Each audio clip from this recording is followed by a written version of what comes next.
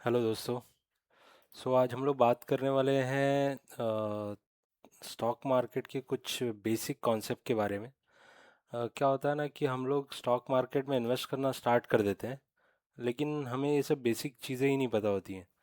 तो किसी भी स्टॉक को खरीदते टाइम अगर हमें ये बेसिक कॉन्सेप्ट क्लियर हो, हम एक फॉर्म डिसीजन ले सकते हैं और उस स्टॉक के बारे में हमें एक अच्छा कॉन्फिडेंस रहेगा कि नहीं, हाँ हम ये प्रॉपर वैल्यू पे इस स्टॉक को बाय कर रहे हैं। तो हम लोग देखते हैं, जो पहला एक कॉन्सेप्ट है, पी रेशो। तो पी रेशो क्या होता है? पी रेशो एक्चुअली में अगर मैं आपको लेवल लेवल पे बताऊं, तो ये बताता है कि स्टॉक महंगा है या सस्ता। सोचो अगर आपको 100 रुपये का टमाटर मिल रहा है एक शॉप पे, और दूसरे शॉप पे सेम टमाटर अगर हमको 50 रुपये में मिल रहा है, तो डेफिनेटली आप वो दूसरे शॉप से लोगे। तो पी रेशो में भी यही होता है कि हमें स्टॉक का पी चेक करना पड़ता है कि अभी करंटली उसका पी कितना चल रहा है। इसके लिए अगर हम लोग चाहें तो उसका अगर फॉर्मूला देखें, तो पी रेशो का फॉर्मूला होता है current share price divide by earning per share. अब आप लोग बोलोगे करंट शेयर प्राइस तो मुझे पता है, लेकिन अर्निंग पर शेयर क्या होता है? अर्निंग पर शेयर मैं आपको आगे बताऊंगा कि ईपीएस कैसे निकालते हैं। लेकिन आप जस्ट अज्यूम कीजिए कि एक रिलायंस का एग्जांपल ले लेते हैं कि ये करंट प्राइस नहीं, पर जो भी एक एग्जांपल के लिए हम लोग ये देख रहे हैं कि अगर रिलायंस का शेयर प्राइस 1600 है और उसका ईपीएस है 80, तो अगर हम लोग निकालेंगे उसका पी, तो वो 20 निकलेगा। सो ऐसा नहीं है कि सिर्फ पी से ही हमको आइडिया आएगा कि नहीं ये इस करेक्ट वैल्यू पे है। तो हमें चेक करना पड़ता है कि उस स्टॉक का मीडियन पी क्या है। तो जैसे अगर आप यहाँ पे देख सकते हैं, जो इसका मीडियन पी है, जो ग्रे लाइन जा रही है, वो उसका मीडियन पी है। मीडियन पी 25.5 है अगर, और अगर वो उसके नीचे मिल रहा है तो अभी काफ़ी रीजनेबल प्राइस में मिल रहा है। उसके नीचे या उसके आसपास अगर वो मिल रहा है तो काफ़ी रीजनेबल प्राइस में मिल रहा है। अगर बहुत ज़्यादा ऊपर प्राइस पे है तो वो शायद थोड़ा सा एक्सपेंसिव हो गया है वो स्टॉक। लेकिन ऐसा नहीं होता है कि पी ज़्यादा है तो हमें वो स्टॉक नहीं लेना है, हमें उसका ग्रोथ भी देखना होता है। बाकी सारी चीज़ें भी फैक्टर इन करनी पड़ती हैं बिफोर बाइंग द स्टॉक। अगर हम लोग दूसरा कॉन्सेप्ट देखेंगे, सो रिटर्न ऑन इक्विटी क्या होता है? रिटर्न ऑन इक्विटी मतलब वो आपके जो इन्वेस्टमेंट है उस पर क्या रिटर्न मिल रहा है। एक्चुअली ये बताता है कि कंपनी तुम्हारा पैसा कितना काम पे लगा रही है। सोचो तुम्हें 1 लाख रुपए लगाए और साल में 25,000 कमाए, तो 25% R O E, which is good. अगर 5,000 कमाए तो 5% R O E, which is bad, right? मतलब एफडी से भी कम। जिस कंपनी में का आर ओ ई कम है, मतलब आप समझ लो आप उस कंपनी को एक गधे को आप घोड़ा समझ रहे हो। ऐसा कुछ है। अगर आपको आरओई उसका क्लियरली नहीं पता है तो अगर हम लोग इसका फॉर्मूला देखें, सो इसका जो फॉर्मूला है, R O is equal to net profit divide by shareholders equity into 100। तो अगर मान लो कि जो शेयर है उसका जो टोटल इक्विटी का वैल्यू है 1000 करोड़, और हमें जो प्रॉफिट हो रहा है वो 200 करोड़ का हो रहा है। सो आर ओ ई हमारा हो गया 20%। So 20% is quite good R O E. और इस हिसाब से हमें फाइंड आउट करना पड़ता है कि उस कंपनी के ऊपर हमने जो इन्वेस्टमेंट किया है उस पर हमें कितना रिटर्न मिल रहा है। थर्ड पॉइंट हम देख रहे हैं कि डेब्ट टू इक्विटी रेशो क्या होता है। अब डेब्ट टू इक्विटी रेशो को बताने के लिए एक अगर हम लोग समझ लें कि कंपनी अपने पैसे पे कितना कर्ज ले रही है। तो एक एग्जांपल से समझ लीजिए कि सोचो एक आदमी है जिसके पास बड़ा घर है, बड़ी गाड़ी है, पर सब लोन पे है। मतलब वो इंसान दिख तो अमीर रहा है, पर वो है नहीं है। वैसे ही कंपनीज भी होती हैं। तो वो लोन ले लेती हैं लेकिन वो प्रॉपरली पे नहीं कर पा रही हैं, वो प्रॉफिट उतना जनरेट नहीं कर पा रही है। सो वो मतलब वो गुड लोन वो बैड लोन में कन्वर्ट हो जाता है। अब अगर हम लोग इसका फॉर्मूला देखें तो डेब्ट टू इक्विटी रेशियो इसका कि जो भी टोटल डेब्ट लिया है और जो हमारा शेयर होल्डर्स का इक्विटी है, उससे डिवाइड कर देंगे तो हमें उसका वैल्यू मिल जाएगा। तो जैसे इसका टोटल डेब्ट है एक कंपनी का 500 करोड़ और इक्विटी का वैल्यू 1000 करोड़ है।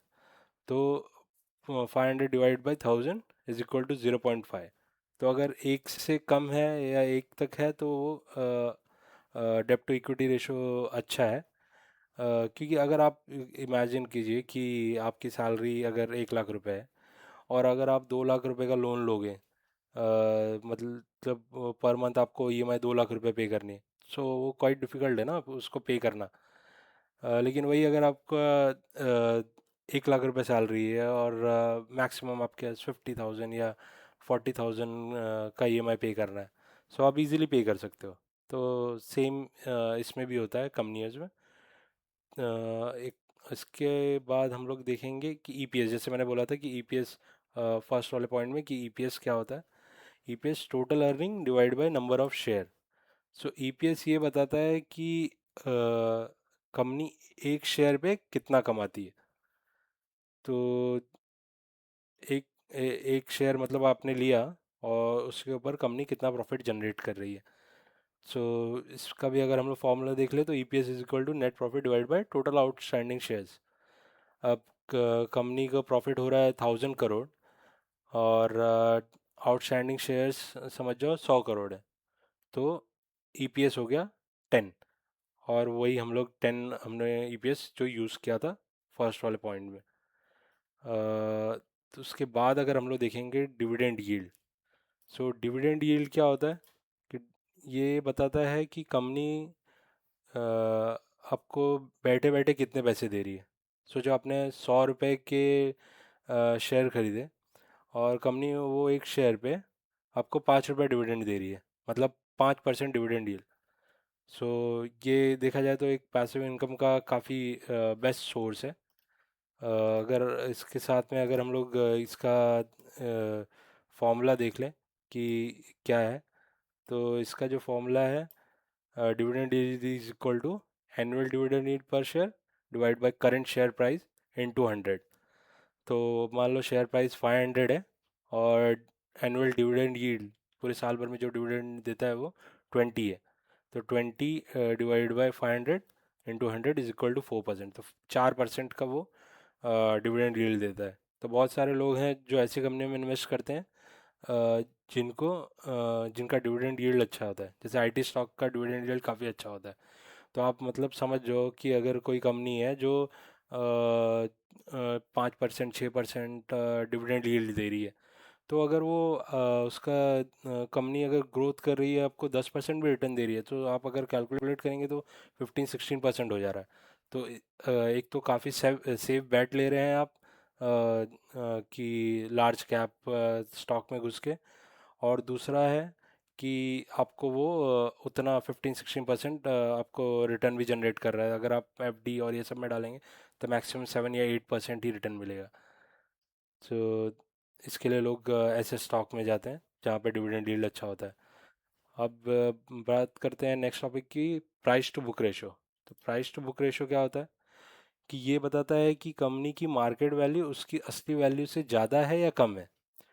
सोचो एक दुकान है जिसमें 5 लाख का सामान है और वो 3 लाख में मिल रहा है। सो मतलब 5 लाख का सामान है लेकिन वो 3 लाख में मिल रहा है। लेकिन वो हमको पता कैसे चलेगा? वो जब हम उसके प्राइस टू बुक रेशियो हमें हमें निकालने आएगा तब हम उसको फाइंड आउट कर सकते हैं कि अ, इसका current price to book ratio अच्छा है या नहीं है। सो इसका जो फॉर्मूला है is equal to current share price divide by book value per share. तो पहले तो हमें बुक वैल्यू पर शेयर निकालना पड़ेगा और फिर करंट शेयर प्राइस से उसका उसको डिवाइड करना पड़ेगा। तो बुक वैल्यू क्या होता है? Total asset minus total liabilities. अब अगर मैं इसको एग्जांपल के हिसाब से देखूँ तो टोटल असेट मेरे पास अगर 5,000 करोड़ के हैं और टोटल लाइबिलिटीज़ 3,000 करोड़ की है, तो 5,000 माइनस 3,000 अराउंड ये हमारा हो गया 2,000 करोड़। और अगर करेंट और बुक वैल्यू पर शेयर निकालने के लिए 2,000 divide by 100 is equal to 20 हो गया।